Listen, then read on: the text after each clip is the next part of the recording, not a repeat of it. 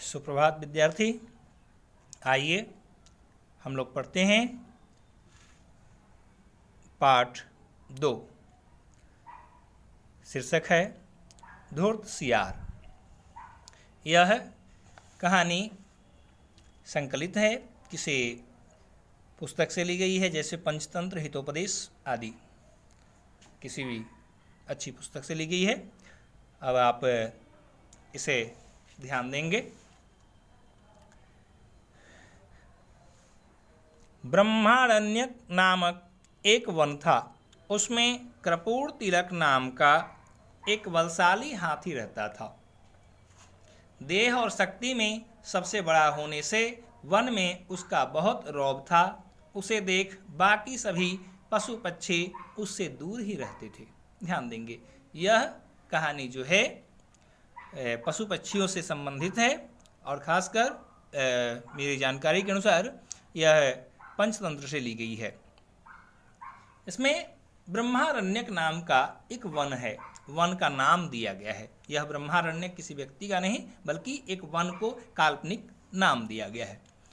उसमें कर्पूर तिलक नाम का एक बलशाली हाथी रहता था। हाथी को कर्पूर तिलक नाम से संबोधित इसमें किया गया है। बलशाली अर्थात बल से युक्त। देह और शक्ति में सबसे बड़ा होने से वन में उसका बहुत रौब था। देह यानी शरीर, शक्ति, तो ध्यान देंगे इसमें देह में भी बड़ा था और शक्ति में भी बड़ा था। हाथी ऐसे भी अन्य सामान्य पशुओं से वो बहुत ही बड़ा होता है और शक्ति भी निश्चित है। देह के अनुकूल उसकी शक्ति भी अन्य पशुओं की अपेक्षा अधिक होती है। तो उसके कारण उसका उस जंगल में बहुत ही रौब था।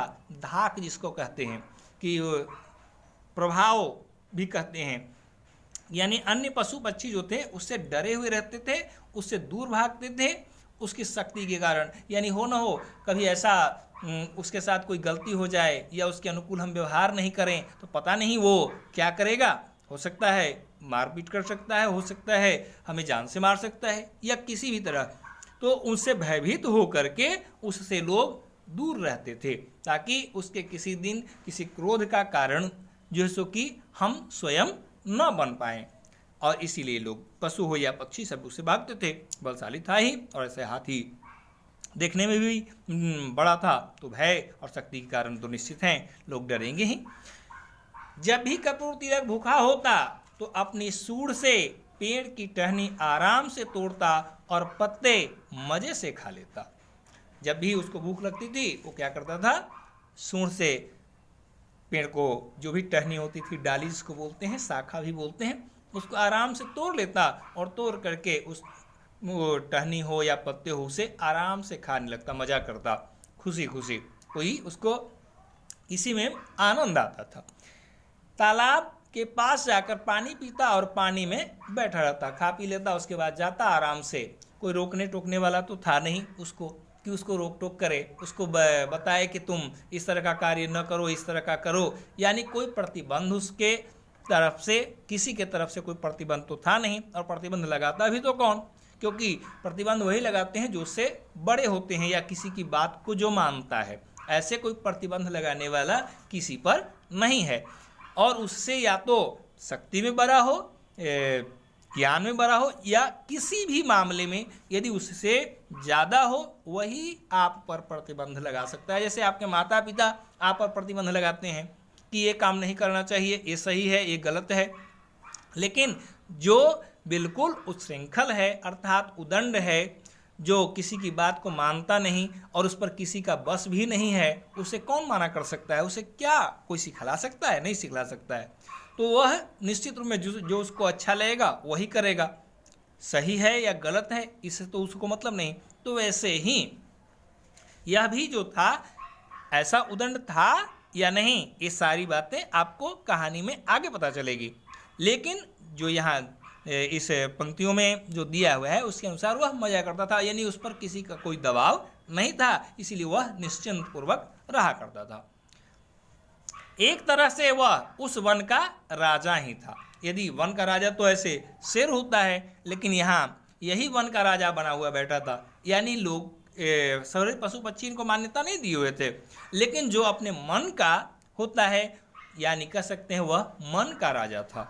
वन का राजा हो या नहीं, वन अर्थात जंगल, मन अर्थात इच्छा, अर्थात अपनी इच्छा का राजा था, अपनी इच्छाओं के अनुसार आचरण करने वाला था, दूसरे के परवश में होकर के, दूसरे के वश में होकर के रहने वाला नहीं था। जैसे राजा किसी के वश में नहीं होता है, अपने अनुसार, अपनी इच्छा अनुसार वह अपना निर्णय लेता है।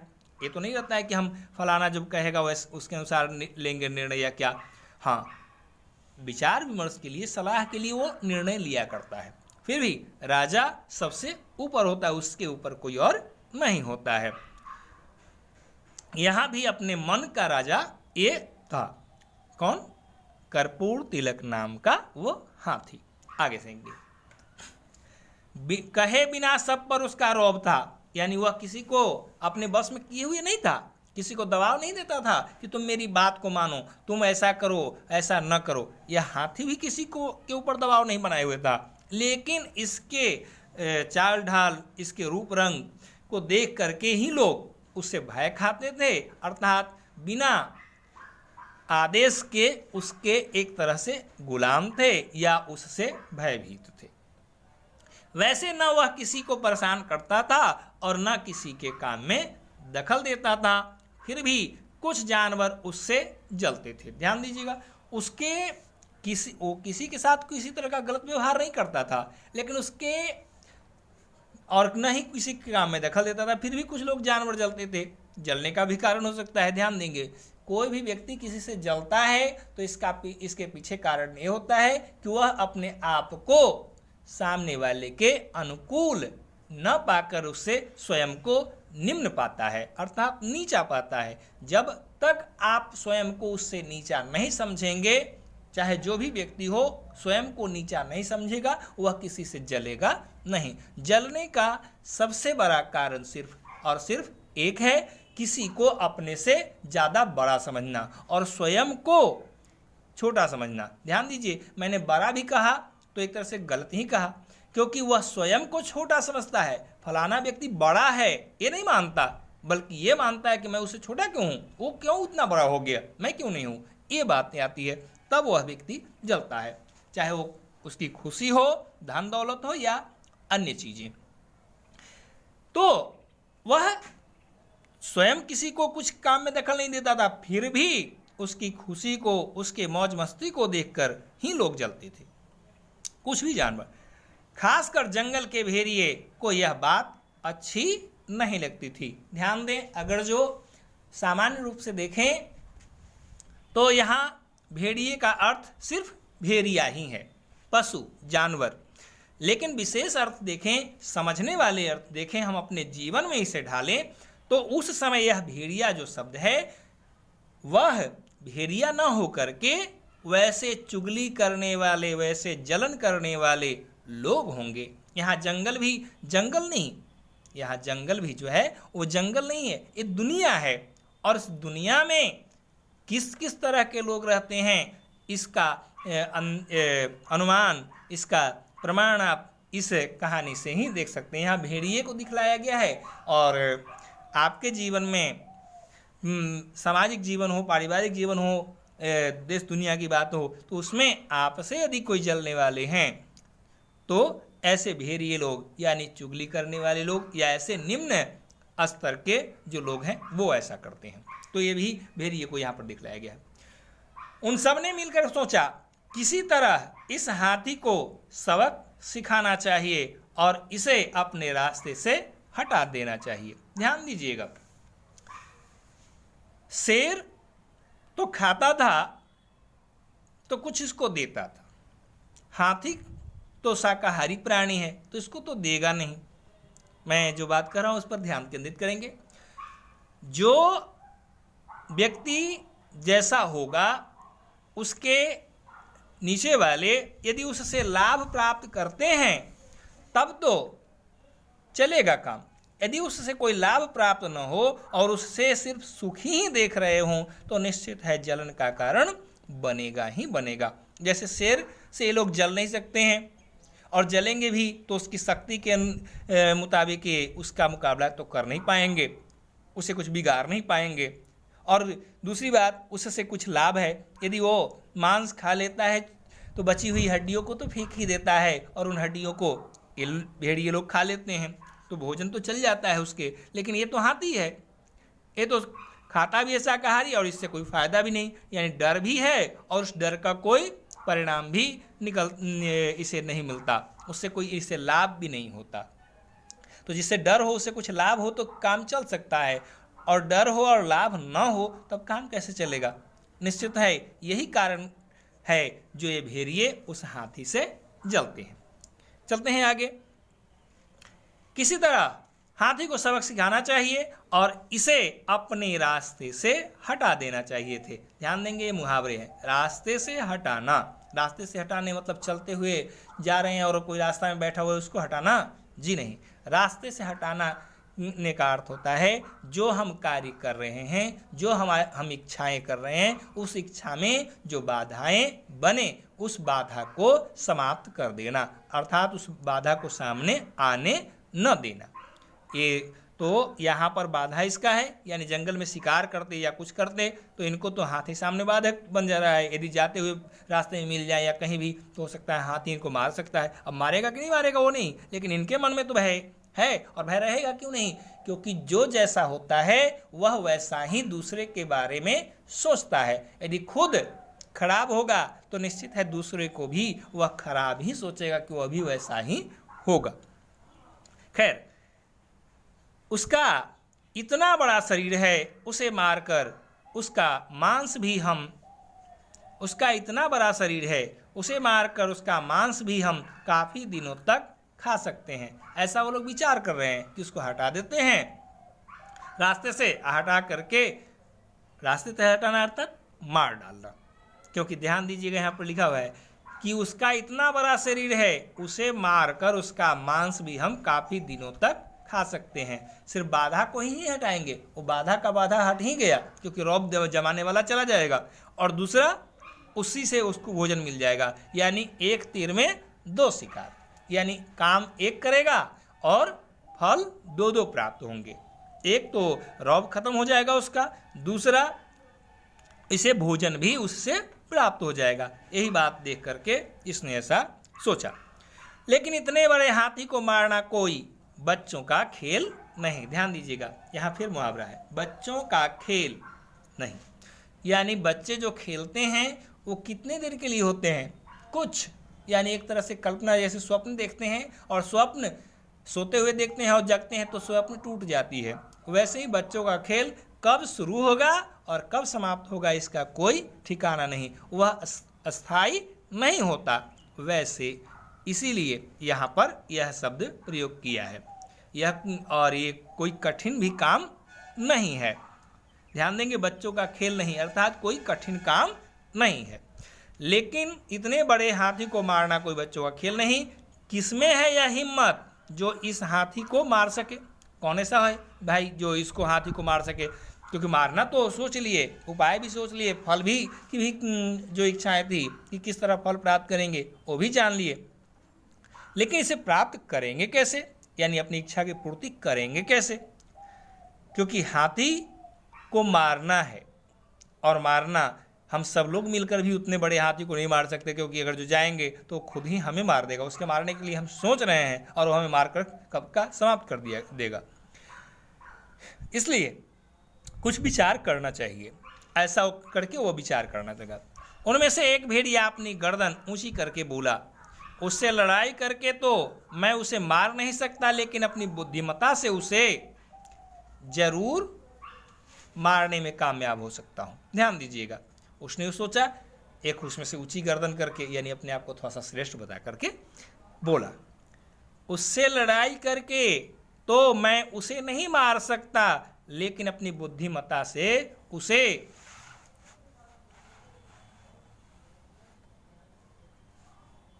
जरूर मारने में कामयाब हो सकता हूँ। यहाँ ध्यान देने की चीज़ है कि वो सोचा कि जब ऐसे काम न चलेगा तो हम कुछ और उपाय लगाएंगे, क्योंकि आप लोग सुने होंगे, उपाय ही न यक्षक्यम तक्षक्यम न पराक्रमे। जो उपाय से संभव हो सकता है वह पराक्रम से संभव नहीं हो सकता है। यानी जो काम करना है उसके लिए उपाय करना चाहिए। अपना पराक्रम, अपनी ताकत दिखा करके उस कार्य को पूरा नहीं कर सकते हैं। आपको इसके लिए एक उदाहरण देता हूँ, ध्यान देंगे। जैसे आप देखे होंगे कि कई बार कुछ गाड़ियों पर, ट्रक हो या कुछ भी, उस गाड़ी पर कोई सामान लादना होता है। लकड़ी को ही ले लीजिए, लकड़ी के कुंदे को। यदि बड़ी सी लकड़ी का कुंदा है और उसे आप वो ऊपर चढ़ाना चाहते हैं तो कई व्यक्ति को उसमें जुड़ना होगा और शायद कई व्यक्ति मिलकर भी उसे उठा नहीं सकते और उठाने में दिक्कतें आ सकती हैं, मुश्किलें आ सकती है, कठिनाई भी होगी। तो क्या करें उस समय, वे कैसे उसको करेंगे? तो क्या करते हैं, उसमें एक पटरा लगा देते हैं और लगा करके क्या करते हैं, उसको लुढ़का करके ऊपर चढ़ा लेते हैं, या ऊपर रखी हुई जो चीज़ें हैं उसको, या लकड़ी का ही कुंदा हो, उसे लुढ़का कर नीचे उतार लेते हैं। कई बार आप लोग देखते होंगे कि आता है बहुत सारे कार्यक्रम में जनरेटर होता है। क्या देखते हैं, उसमें दोनों पहियों को एक एंगल के माध्यम से एक लोहे का जो रख दिया जाता है दो, और उसमें उसके चक्के को डाल करके उसको ऊपर खींच करके चढ़ा लिया जाता है। यानी ये उपाय हुआ। तो उपाय से संभव है, यदि उसको टांग करके रखना होता तो कितना भार पड़ता, लेकिन उसमें टांग करके तो लगाएंगे तो बहुत सारे व्यक्तियों की ज़रूरत होगी, और फिर चढ़ेगा कि न चढ़ेगा इसकी भी कोई गारंटी नहीं, धोखा भी हो सकता है। तो ऐसे समय में उपाय ही जो सो कि उचित होती है। आप लोग अपने घर पर ही देखें, कई बार अपने देखते हैं कि सीढ़ी के साथ एक प्लेन सा बिल्कुल समतल जो है सो कि सीढ़ी के बीचों बीच एक समतल क्षेत्र बना दिया जाता है।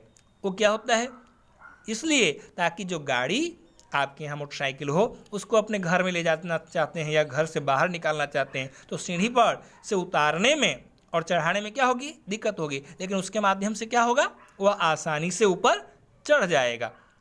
तो आप बताइए यहाँ पर क्या हुआ, उपाय कार्य किया या शक्ति? निश्चित है शक्ति नहीं, उपाय ही वह कार्य को आसान बना दिया। तो इस तरह इसने भी उपाय ही सोचा कि कोई उपाय करके हम इस कार्य को पूर्ण करें। आगे देखेंगे, जब यह बात बाकी भेड़ियों ने सुनी तो सब खुश हो गए और सबने अपनी करामात दिखाने की उसे इजाज़त दे दी। फिर से सुनेंगे, उसने कहा कि बुद्धिमत्ता से काम होगा। जब भी काम होगा किसी से, बुद्धिमत्ता से होगा। ऐसे कोई कार्य यदि हम करना चाहें तो कार्य नहीं कर पाएंगे, शक्ति से तो होगा नहीं। यह बात बाकी लोगों को सुनाया और फिर उन सब ने उसे अपनी करामात अर्थात वो जो उपाय है, जो कर्तव्य है, वो दिखाने के लिए उसको इजाज़त दे दिए गए। तो ठीक है, अपना कर्तव्य दिखाओ कि क्या तुम कर सकते हो, कौन सा ऐसा उपाय कर सकते हो जिससे ये कार्य संभव हो सकता है। तो अब ध्यान देंगे,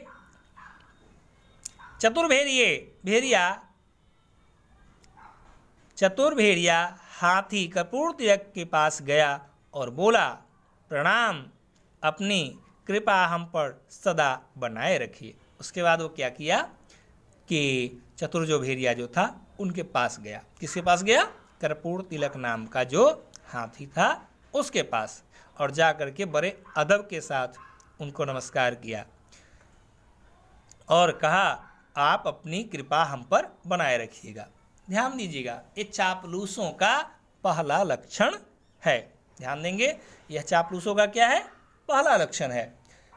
जब किसी से काम निकालना होता है, जब भी किसी से कार्य साधना होता है तो सबसे पहला नियम यही कहता है कि उसे प्रसन्न कर दो।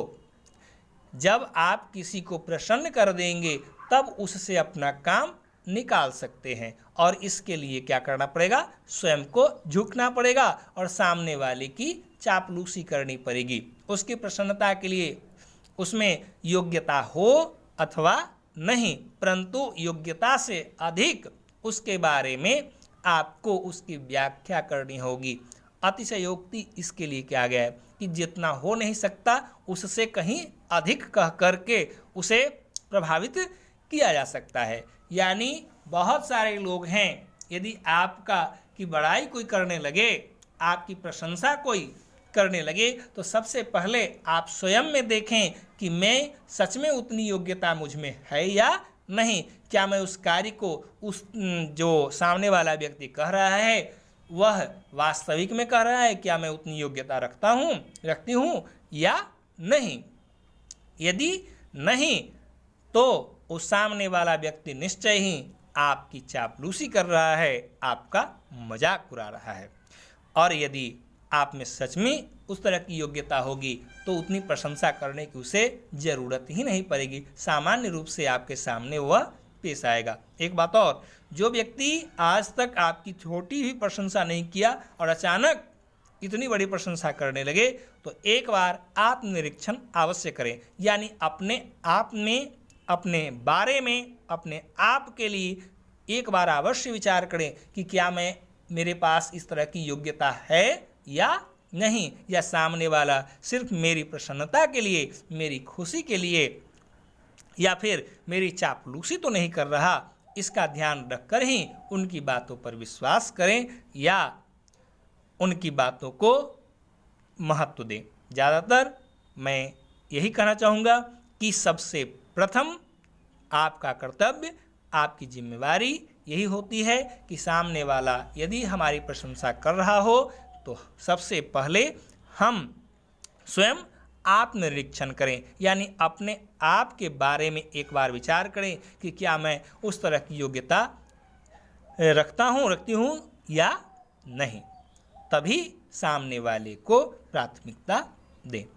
इन्हीं शब्दों के साथ मैं आज के इस पाठ के भाग को यहीं पर संपन्न करता हूँ। धन्यवाद। शेष भाग को हम अगले भाग में पढ़ाएंगे।